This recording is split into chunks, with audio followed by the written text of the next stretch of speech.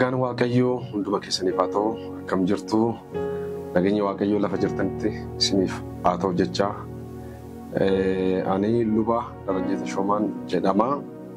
Jaalala Waaqayyoo ta'ee har'ammoo ergaa Phaawulos gara warra Qorontositti barreesse isa duraa bifa barumsa walitti fufaatiin yeroo wajjin barannu ta'a. Kutaa adda addaatti qoonnee egaa mata duree addaatiin kennu ergaa Phaawulos gara warra Qorontositti erge isa duraat walii wajjiniin ilaalla guutummaa isaa. Sana dura garuu Waaqayyo akka nutti dubbatuuf mataa keenya gadi qabanne Waaqayyoon kadhanna.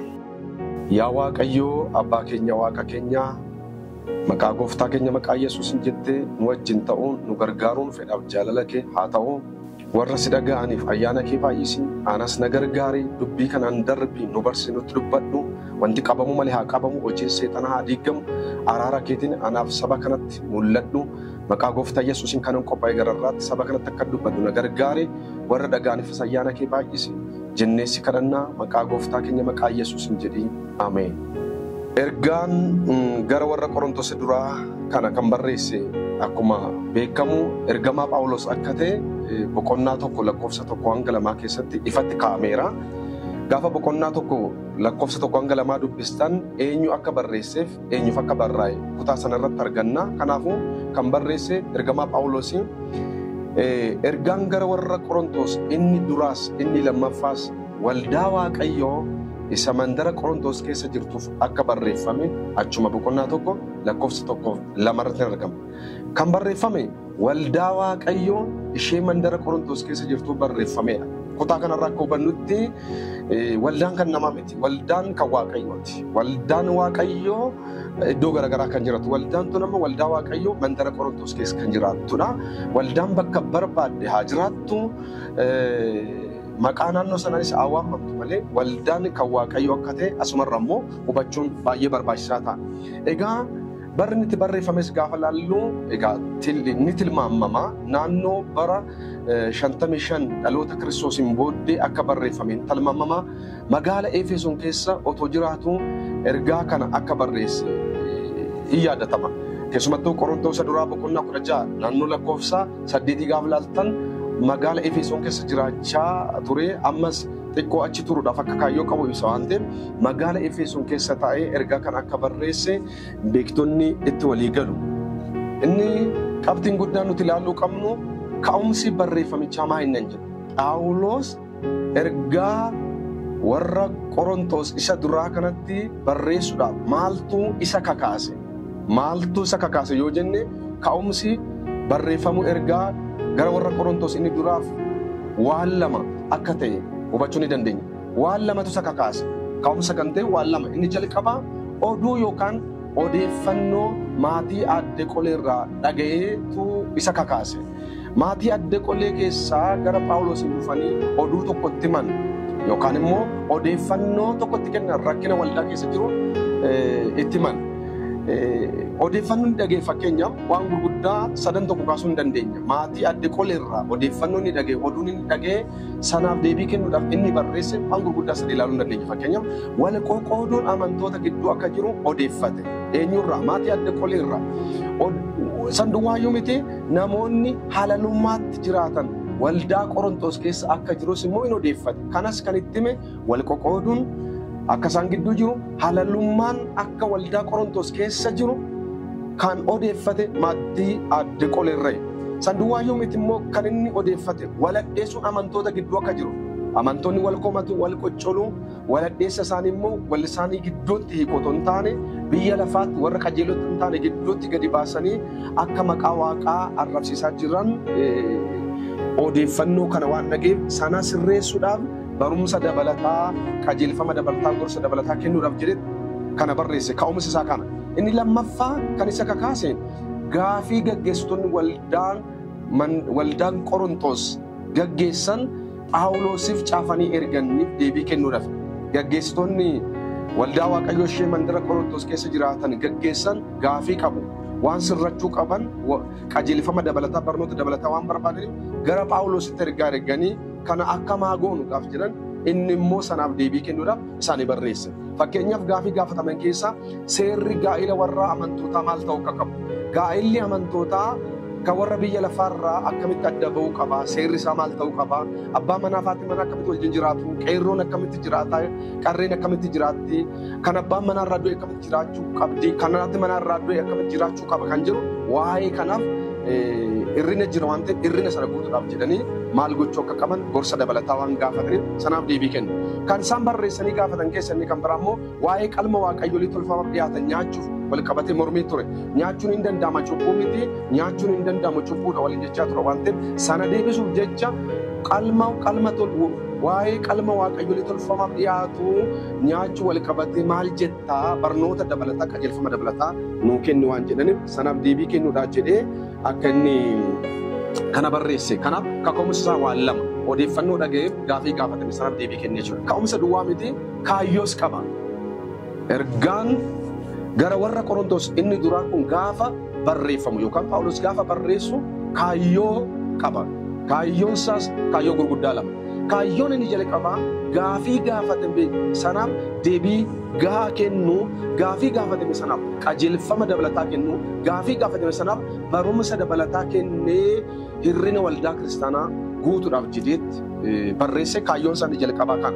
Kaayyoon lammaffaa rakkoo baay'eetu waldaa amantoota Qorontos keessa jira waan ta'eef rakkoo baay'ee sanaaf furmaata kennuudhaaf, gorsa kennuudhaaf, qajeelfama kennuudhaaf, barsiisa dabalataa kennuudhaaf yaadetti kana barreesse jechuudha. Kanaaf malee callisameen barreeffamnee waan gaafa barreeffamu kaayyoo mataasaa qabaa jechuudha. Guutummaa ergaa Qorontos isa duraa kana gaaf laallu gaafa ergaa isaarra dhaabbannee qoqqoodinsa isaa laallu qoqqoodnee ergaa isaarra dhaabbannee gaafa qoonnu haala qoqqoodinsa kitaabicha kana gaaf laallu ergaan Phaawulos gara warra Qorontos erge inni duraa ergaa isaarratti hundaa'uudhaan bakka gurguddaa torbatti qooddamee ilaalamuu hin danda'amu.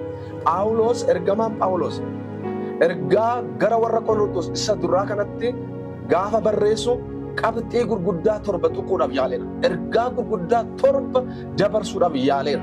Guutummaa isaa boqonnaa tokko qabdanii hamma boqonnaa 16 gaaf laaltan ergaa gurguddaa torba qaba. Kanaafuu bakka gurguddaa torbatti qoqqoonnee tokko tokko ilaaluu hin dandeenye. Gara booddeetti deebina garuu ka'umsaaf haa ta'u hin jenna. Egaa inni jalqabaa boqonnaa tokko qabdanii hanga boqonnaa 4 lakkoofsa 21tti gaafa dubbistan yaada tokko haasa'a. Waa'ee maalii taasisaa hojjettan? Rakkoo yaadan gargar ba'uu amantoota taasisaa. Yaadan gargar ba'uun amantoota gidduu akka jiru akka hin barbaachisne achi keessatti haasa'a. Boqonnaa 5 lakkoofsa tokko qabdanii hanga boqonnaa 6 lakkoofsa 20tti immoo gaaf laaltan cubbuun hamaan waldaa waaqayyoo isa mandara Qorontos keessa akka jiru cubbuun sadarkaan qabu garuu immoo cubbuun hamaa gar malee waldaa diigu cubbuu hamaatu sin gidduu jira jedhee kaasa.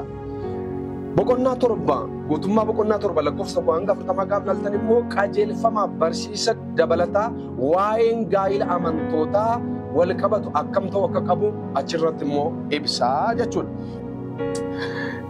Ergaan inni afuraffaan boqonnaa 8 qabdanii boqonnaa 8 lakkoofsa 1 qabdanii hanga boqonnaa 10 lakkoofsa 30tti gaaf laaltan barsiisa fi gorsa waa'ee qalma waaqayyolii tolfamaaf dhiyaatu nyaachuu wal qabatee jiru achitti deebii kenneef. Gaafii isaan gaafatan boqonnaa 8 hanga boqonnaa 10 lakkoofsa 30tti gaaf dubbisan achitti deebii kennaaf. Shanaffaa irratti ergaan inni shanaffaan boqonnaa 11 qabee hanga boqonnaa 14 lakkoofsa 40tti kan jiru immoo kutaa shanaffaan yookaan ergaa shanaffaadhaa achitti immoo qajeelfamaa fi barsiisa dabalataa sagada tokkummaadhaan godhamuun wal qabatee akkam ta'u akka qabu achitti ibse. Gaafa amantoonni tokkummaan walitti qabatan akkamitti akka waaqeffachuu qaban, sagaduu akka qaban, maal gochuu akka qaban, maal gochuu akka hin qabne akka waliin gufachiisne akka waliif of eeggatan kutaa san keessatti deebii kenne yookaan barsiisa dabalataa kenneef. Ja'affaan boqonnaa 15 lakkoofsa 1 hanga 58 guutummaa isaatti gaafa laaltan boqonnaan 15 immoo ergaa ja'affaa barsiisa du'aa kan wal qabatee jirutti achitti ilaalcha isa gaariin ture sana sirreessa.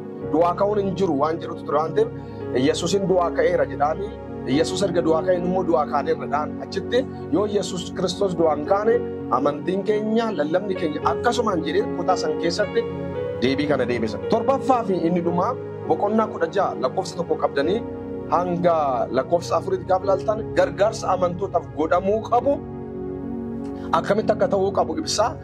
lakkoofsa 5 qabdanii dhumaatti gaafa laaltan immoo akka isaan dhufee ilaaluudhaaf jiru ganna guutuu isaan bira ba'uudhaaf akka kaayyeffate nagaatti dhaamee xumura. Egaa bakka gurguddaa 7 kanatti qoqqoodamee ilaalamuu ni danda'ama. Egaa amma tokko tokko ilaaluun baay'ee barbaachisaadha. Egaa qabxii tokkoffaatti deebinee boqonnaan tokko qabnee boqonnaa tokko qabee hanga boqonnaa 4 lakkoofsa 21tti waa'ee tokko haasaa jenneerra. Innis waa'ee yaadan gargar ba'uu amantootatti jalqabatti Phaawulos kan kaase. Kana immoo odeeffannoo dhageessiniin jedheera. Yaadan gargar ba'uu amantootaa kanaaf gorsaa barsiisa dabalataa ergamaan Phaawulos tokkummaa amantoota wal qabatee jiru deebii yerootti kennu ilaalla. Egaa yaadan gargar ba'uun tajaajiltoota Qorontos gidduu jira. Yaadan gargar ba'uun amantoota waldaa Qorontos keessa jira. Yaadan gargar baatanii eessayyuu hin geessanii. Yaadan gargar ba'uuf qaaman gargar ba'uun gargari. Kutaa kana keessatti kan laallu qaamanii miti kan gargar ba'an qaaman wal duuka jiru. Wajjin dhaabbatanii tajaajilu, wajjin dhaabbatanii faarfatu, wajjin dhaabbatanii waaqeffatu, Qur'aana qulqulluu siin fudhatu. Garuu yaadan gargar ba'anii bakka baay'eetti qoodamaniiru. Kanaaf yaadan gargar ba'uun keessan kun sirrii miti. Hafuura qulqulluutti gufuu ta'a. Harka Waaqayyoo qaba. Ulfinni Waaqayyoo sin gidduutti akka mul'anni godha. Waaqayyo sin gidduutti akka mul'atu baanaan qaamanis yaadanis tokko ta'a jedhee gorsa dabalataa kenna. Garuu ka'umsi yaadan gargar ba'uu waldaa amantoota Qorontos kun ka'umsa qaba. Akka isaan gargar ba'aniif maaltu ka'umsa ta'ee maaltu tajaajiltoota gargar baasee maaltu amantoota gargar qoode akka gargar qoodaman maaltu godhe maaltu ka'umsa ta'e gaaf jettaan ka'umsa tokko jira. Ka'umsa ture keessaa wal qoccoloo amantootatti.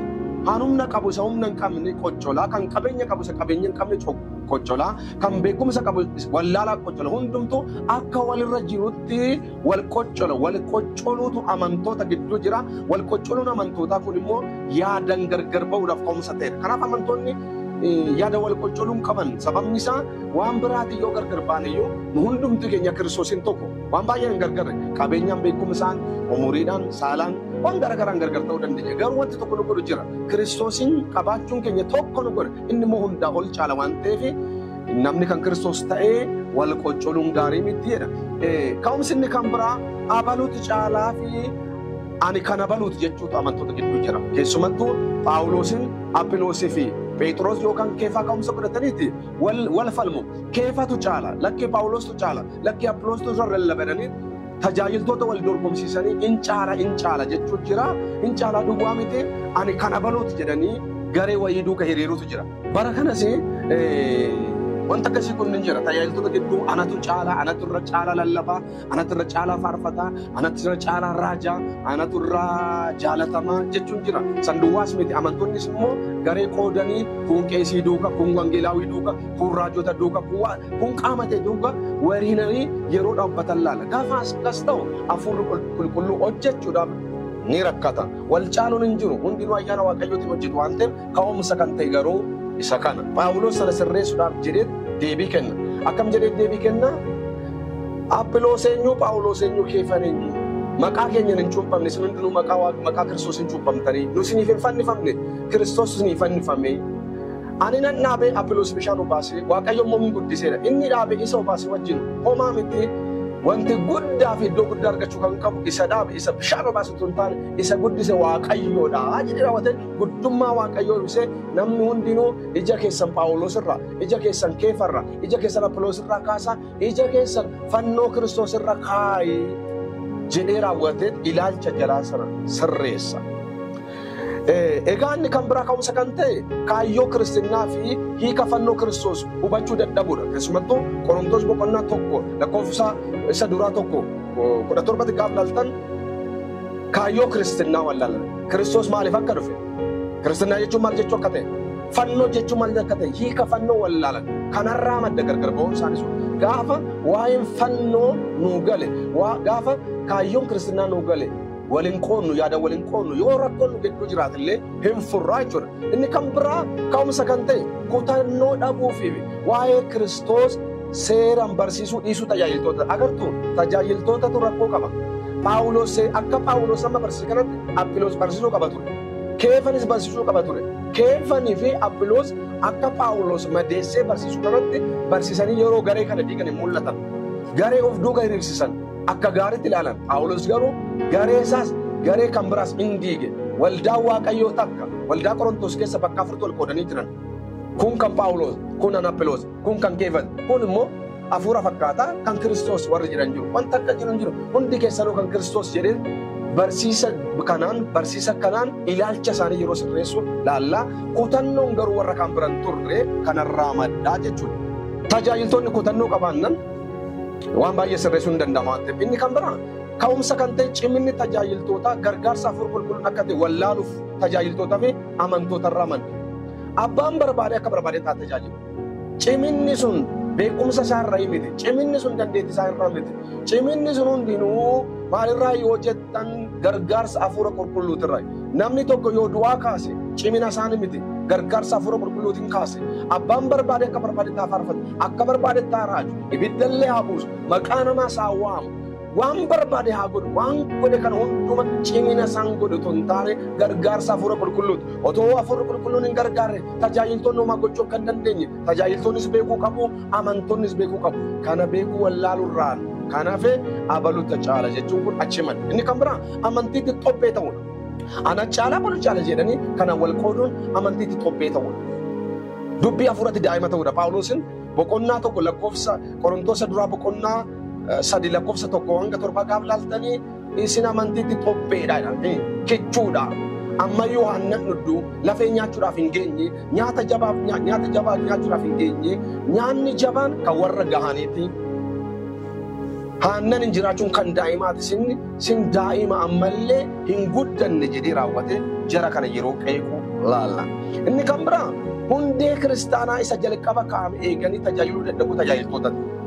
Hundee biraa kaa'uu barbaadu. Hundee biraa bu'uureessuu barbaadu. Phaawulos immoo hundee jalqaba kaa'ame sanarratti irratti jaaraa malee hundee biraan kaa'inaa. Yoo barbaaddan mukaan, yoo barbaaddan warqee, yoo barbaaddan dhagaan isarratti jaaraa. Garuu hojiin namaa tajaajilli nama hundinuu ibiddaan beekama. Kanaaf tajaajilli keessan hojiin keessan ibidda keessa darbee akka faasii buusuu fi waan gatii qabuun irratti jaaraa malee dorgommii hamaa kana keessaa ba'a jedhee yeroo isaan gorsu laalla. Egaa gaafa Waaqayyoon tajaajilli keenya hojiin keenya ibiddaan qoramee ilaalama. Qorontoos duraa boqonnaa 13 lakkoofsa 15 gaaf laaltan ibiddaan qoramaa. Faarfannaan kee ibiddaan qoramaa. Lallabni kee ibiddaan qoramaa. Raajummaan kee ibiddaan qoramaa. Seexara baasuun kee ibiddaan qoramaa. Dinqii hojjechuun kee ibiddaan qoramaa. Ibiddaan qoramee yoo daaraa ta'e silaa bade gatiin kee hin bade. Ibiddaan qoramee akka warqee ibidda keessaa hafu sana yoo ibidda keessaa si yaafe ati gatii qabda jechuudha. Kanaafuu Waaqayyoon sodaachaa Waaqayyoon tajaajiluu qabnarraan kan hafe dorgommii hamaa kana keessaa ba'uu qabna. Egaa bara kanas jira. Tajaajiltoonni baay'een dorgomaa jira. Waldaa wajjin dorgomaa jirti. Ijaarsaan dorgomaa jirti. Qabeenyaan dorgomaa jirti. Ayyaanan dorgomaa jirti. Baay'ina amantootaan dorgomaa jirti. Tajaajila dorgomaa jira. Abaluutirra caalaa jechuudhaan kan ka'e amantoonni bara kanaas hin caala bakkuma jedhamu hunduma naanna'ama deemaa jiru waan ta'eef kun immoo jireenyaa miti. Kanarraan kan ka'e Phaawulos kana jedhaani. Egaa fakkeenya ta'uu dadhabuuti ergamootatu kana fide. Silaa tajaajiltoonni tokko yoo ta'an tajaajiltoonni karaa sirriirra yoo deeman amantoonni immoo isaan qabu waan ta'eef gaafa tajaajiltoonni mataarraa badu deemee godattis bada waan ta'eef of eeggachuu kan qabu tajaajiltoota. Tajaajiltoonni tokkummaa isaanii eeggachuu qabu, tokkummaa amantootaas eeguu qabu, tokkummaa waldaas eeguu qabu. Sana gochuuf immoo barsiisuu qabu, isa ifatamuu qaba, ifachuu qabu, isa gorsuu qabu, irraan kan hafe callisuu akka hin qabne illee kutaa kana keessatti inni dubbate jechuudha Phaawulos. Inni kan biraa egaa Phaawulosin qabxii tokkoffaa kana jalatti yaadan gargar ba'uu kan jiru obsuun dadhabuu tajaajiltoota ofii tuffachuu amantootallee naannoo Qorontoos duraa boqonnaa lakkoofsa 8-16 gaaf laaltan tokkoffaa tajaajiltoonni obsuu dadhabanii lammaffaa immoo amantoonni tajaajiltoota ofii tuffachuu abaluun caalaa tokko ol qabanii tokko immoo tuffachuu turerraa waan ta'eef kanaaf kana sirreessuudhaaf Phaawulos tajaajiltoota keessan hin tuffatinaa dadhabbii isaanii keessan ayyaanni Waaqayyoo mul'ata jedhee raawwatee yeroo dubbatu laalla. Gaafa amantoonni dogongoran sirreessuudhaaf ija jabaachuu dadhabuu fi maal na galche jechuu tajaajiltoota jira. Baay'isa wayii amantoonni karaa irra goruu danda'u. Gaafa amantoonni karaa irra goran akka dubbii Waaqayyooti gaafa hin jiraanne ija jabaannee itti dubbachuu qabna sirreessuu qabna malee maal la galchachuu qabna tajaajiltoonni. Maal la galche yoo hin jenne yoo sirreessin amantoonni keenya nu dhaga'u garuu tajaajiltoonni bara kanaa hin sodaatu ijaan jabaatanii maal la galche jechuutu baay'ata. Qabxiin inni lammaffaan akkuma duratti hin jedhe tokkoffaan yaadan gargar bu'u amantootatti. Qabxiin inni lammaffaan immoo boqonnaa 5 guutummaa isaa boqonnaa 6 guutummaa isaa gaafa dubbistan qabxii lammaffaarratti immoo maal haasa'oottan Phaawulos cubbuun hamaan waldaa Qorontos keessa akka jiru haasa'a. Waldaa Waaqayyoo ishee mandara Qorontos keessa jirtu kana keessa cubbuun hamaan akka jiru odeeffannoo dhagee waan ta'eef odeeffannoo sanaaf deebii kennuudhaaf kana barreesse. Akka jedhan waldaa kana keessa waldaa Waaqayyoo ishee mandara Qorontos jirtu kana keessa cubbuu hamaa cubbuu jabaa tokkotu biqile. Akka biqile akka kichuu jirutti buqqisuun otoo danda'amu callisuu tajaajiltootaa fi callisuu gaggeessitootaa callisuu amantoota irraan kan ka'e cubbuun sun biqilee hidda gadi fageeffatee damee yaafate. Damee yaafachuun yerootti muruu yerootti buqqisuu otoo danda'amu buqqisuu dhiisurraan muruu dhiisurraan kan ka'e hin guddate guddachuurra kan ta'e cubbuun sun hin daraare. Daraaraa isaa urgufanii akka sanyiin godhanne gochuus otoo danda'anu maal la galche maal la dibe abalu haa dursu otoo jennu keefan odoo Aphiloos eegu Aphiloos otoo Phaawulos eegu tokko otoo eegu cubbuun dhufee waldaa Qorontos keessa biqilee daraaruurra darbee ija godhatee waldaa keessa faca'ee waldaa Waaqayyoo yeroo balleessu garba. Cubbuun waldaa Qorontos keessatti mul'ate gurguddaan lama. Inni jalqabaa halalummaatu waldaa Qorontos keessa jira. Halalummaatu waldaa Qorontos keessa jira. Ergaa Qorontos isa duraa boqonnaa 5 lakkoofsa 1 hanga 5 gaaf dubbisan akka jiran Phaawulos baay'ee beekama. Halalummaan warra saba Waaqayyoon ta'in keessatti illee salphaatti ni ilaalamnetu sin gidduu jiraata. Ormoota gidduuttu warra Waaqayyo namanne gidduuttu warra biyya lafaa gidduuttu cubbuu yookaan halalummaa akka qoosatti akka salphaatti ni ilaalamne. Warra biyya lafaa keessatti illee wanta balaaleffamutu sin gidduu jira. Waan biyya lafaa keessa jirretu waldaa keessan keessa jira. Kanammoo dhaga'eeraa jedhaan. Maal dhaga'e maaltu cubbuun yookaan halalummaa jiru sun maal gaaf jettan akkas jedhama. Nama haadha buddeenaasaa akka haadha manaatti wajjin jiraatu sin gidduu jireedha. Ilaala waldaa Qorontos waldaa Waaqayyoo ishee mandara Qorontos keessa jiru kana keessa maanni cubbuun biyya lafaa keessa akka qoosatti ilaalamne waldaa Qorontos keessa jiru jettanii gaaf laaltan isaan gidduu nama haadha buddeenaasaa wajjin akka haadha manaatti wajjin jiraatu isaan gidduu jira. Kana quba qabu siree baasaa rachiisa laala. Haadha buddeenaasaa wajjin hin jiraata namni kun. Kanammoo arganiiru dhaga'aniiru sirreessuudhaaf homangoon hin callisan. Cubbuu kana akka cubbuu salphaatti cubbuu kana akka cubbuu waanuma noormaalii tokkotti fudhatanii callisanii kun immoo amanteetta gidduutti galee hin odeeffama. Tarii namni kun irbaata qulqulluu fudhachaa jira. Tarii namni kun tajaajilaa jira. Homaan jedhamne hin gorfamne hin adabamne hin sirreeffamne hin callise keefan calliseera Aphiloos calliseera. Phaawulos garuu gaafa dhage sana sirreessuudhaaf fagoo taa'ee yeroo inni xaalayaa barreessu jira. Har'as taanan cubbuun gurguddaan kan biyya lafaa keessa hin jirre nu gidduu jira. Sana sirreessuudhaaf kutannoon tajaajiltootaa kutannoon gaggeessitootaa hin barbaachisa. Jaarsolii yoo kutachuu dide lubni yoo kutachuu dide hojjetaa wangeelaa kutachuu yoo dide amantoonni kutachuu yoo dide cubbuun kun biqilee daraaree ija godhatee nurra garagaruu danda'a. Nurra garagaree nu fudhata waan ta'eef gaaf sana immoo humni Waaqayyoo hin dadhaba waan ta'eef rakkoo kana sirreessuudhaaf jedhee Phaawulos kana godhe. Egaa halalummaa akkasii kana salphisanii ilaalan. Ammas nu gidduu cubbuu salphisanii ilaaluun jira. Homaa jechuu miti waan guddaa miti jennee bara wajjin waan cubbuun jijjiiramaa deemin fakkaate. Garuu wanti hin dagatamne cubbuudha yoomiyyuu. Seencharii tokkoffaarratti cubbuudha. Seencharii 21ffaarratti cubbuudha. Cubbuun maqaa biraan qabu. Kanaaf cubbuutti maqaa adda addaa baasnee fooyyessaa buluun keenya of goyoomsurraa yoo ta'e lala Waaqayyo kana nuuf hin mirkaneessu. Kanaaf waldaa Qorontos keessa kana jira. Nama cubbuu akkasii hojjete of gidduu baasuudhaaf garaan jabaanne jala. Nama haadha buddeenaasaa wajjin akka haadha manaatti jiraate kana of gidduudhaa baasuudhaaf ija jabaanne garaan muranne namuun dubbanne hin callise. Phaawulosin akkas jira. Hin eekkame hafuura isaa eekkameeti. Namni kun akkasiin gidduudhaa bahu boo'utu isiniif ta'a ture. Akkamitti callistanii wajjin waaqeffattan kana sirreessuu yoo hin dandeenye sin gaggeessaa maali ture? Ilaala. Isaa warri ijaan argan namicha warri beekan ilma eenyu akka ta'e eessa akka jiraatu warri beeka warri wajji waaqeffatan warri ijaan argan callisaniitu ta'anu Phaawulos namicha hin beeku hin dhage. Inni garuu oduu qofa dhagee yeroo dheekkamu isaa wajji yeroo faradu agarra maal jedhaani ani kinoo si wajjiniin hafuura kootiin si wajji walga'iineen ta'a si wajjin qabuunan qaban namichatti faradee sinduuqa faradee seexanatti dabarsee kenneera jedhee yeroo dheekkamu laala. Cubbuun nu dheekkamsiisuu qaba. Cubbuun nu dheekkamsiisuu qaba. Cubbuun ati tajaajilaa taate ati gaggeessaa taate cubbuun si dheekkamsiisu yoo ta'e cubbuu hin sossobde hin sukkuumta cubbuu tiriiti goota taanaan atu rakkoo keessa jirta jechuudha. Phaawulosin Qorontosa duraa boqonnaa 5 maal jedhaa raacatiin xinnoodha jettanii hin tuffatinaa. Isaan amma tun xinnoodha maal qabdi jedhanii tuffatan. Inni immoo maal jedhaani cubbuu fi raacatiin tokko yoo xiqqaate raacatiin xiqqooni guutummaa bukichaa akka bukeessu hin beektan raacatii xiqqootu buko guddaa bukeessa. Xinnoodha inni tuffatamu. Raacatiin cubbuun tokko raacatiin hin tuffatamu. Buko guddaa bukeessa. Cubbuunis xinnoodhaan jedhamu. Cubbuun xinnoon jireenya hafuura namaa, kennaa namaa, tajaajila namaa waldaa bukeessiti. Egaa waldaa cubbuudhaan bukaa'e keessatti immoo hafuurri qulqulluun hin hojjetu. Kanaaf raacatiin xiqqoo yeroo dhangala'u akka qabu itti dubbata. Egaa Phaawulosin Qorontosa duraa boqonnaa 5:9-12 maal jedhaan nama waa'ee halalummaa Phaawulos fuulan kennu baay'ee. Waa'ee halalummaa siireessidhaan laala. Waldaa balleessas. Maaliif? Halalummaan qaama keenya irratti raawwanna. Cubbuun kaan qaama keenyaan ala raawwanna. Halalummaan ejjumni garuu qaama keenya irratti raawwanna. Qaama keenya xureessina. Qaamni keenya immoo mana qulqullummaa furu qulqulluutu waan ta'eef garmalee xiqqeeffatee halalummaadhaan yeroo falmu laala. Kana jechuun cubbuu wal dabarsa jechuu miti. Namoota halalummaatti jiraatan wajjin hidhata akka hin taane jedha.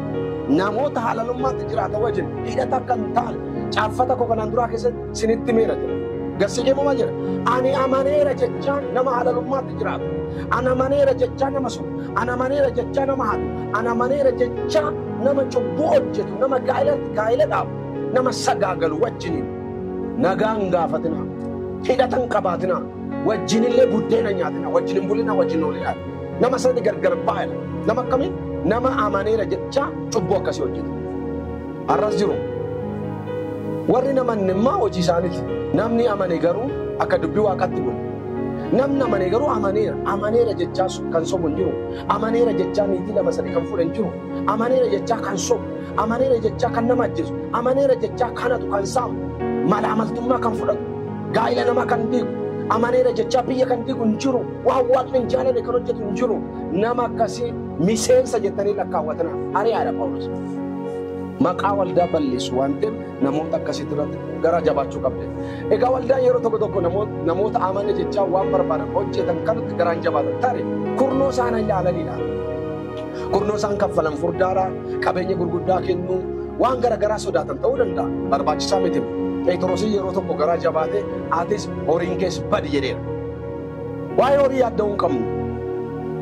Birrii warqeen kan kooti jedheera Waaqayyo. Mana isaaf nu Waaqayyo caala yaaddomu akkatti jiraachisu hunduun beeka waan ta'eef qarshiif jennee horii isaan fidaniif jennee kurnoo isaanii kaffaleef jennee cubbuu jaraa tiriidi gochuun ofiifis bannee jaras balleessinaa waldaanis cubbuun akka bukaa'u goona. Waldaan baay'een bara kana bukooftetti. Ani ishiin bukoofte raacatee cubbuutiin xiqqoo taatee otoo dhangala'uu dandeessu jechuudha. Achuma jalatti qabxiin lammaffaan inni dhaga'e maal yoo jettan waladheessa amantootatu jiraan kan biraa cubbuun hamaan immoo halalummaa taanee kan waldaa bukeesse waladheessu amantootati. Akkas jedhaan Qorontosa duraa boqonnaa 6:1-7 qalala. Waladheessuun wal komachuun isin gidduu akka jiru dhaga'eera. Waladheessuun wal komachuun isin gidduu jiru akka jiru dhaga'eera. Waladheessa isaanii immoo kan nama dhibu keessaa waladheessa isaanii immoo namoota Waaqayyoof qullaan duratti dubbicha ilaalchisuu irra yaa'ii warra qajeelota ta'anitti geessuuf ija jabaatu wal tuffatu. Walii isaanii hin tuffatu. Dubbii kana nu ilaalan jedhan jaarsolii tuffatu, luba tuffatu, qooda luba fuulduratti ilaalchifatan, qooda tajaajiltoota gidduutti ilaalchifatan, qooda jaarsolii gidduutti ilaalchifatan, ormoota warra namanne gidduutti ilaalchifatan. Akkas jedhaa miti jara keenya macaafni qulqulluun namni tokko yoo si miidhe dhaqi kophaa kee dubbiseera. Yoo si dhaga'uu dide immoo nama biraa fudhuu dhaqee dubbisi fixadhoodha. Nama san dhaga'uu yoo dide immoo waldaatti mira. Yoo waldaa dhaga'uu dide garuu akka nama amantii hin qabnetti lakkaa'ee dhiise. Namni waldaa hin qabne, namni waldaa hin dhageenye inni amantii hin qabu. Inni aramaneedha. Inni isa Amaariffaan Ahizaab jennu sana namni waldaa hin dhageenye. Waldaa dhaga'uun barbaachisaadha.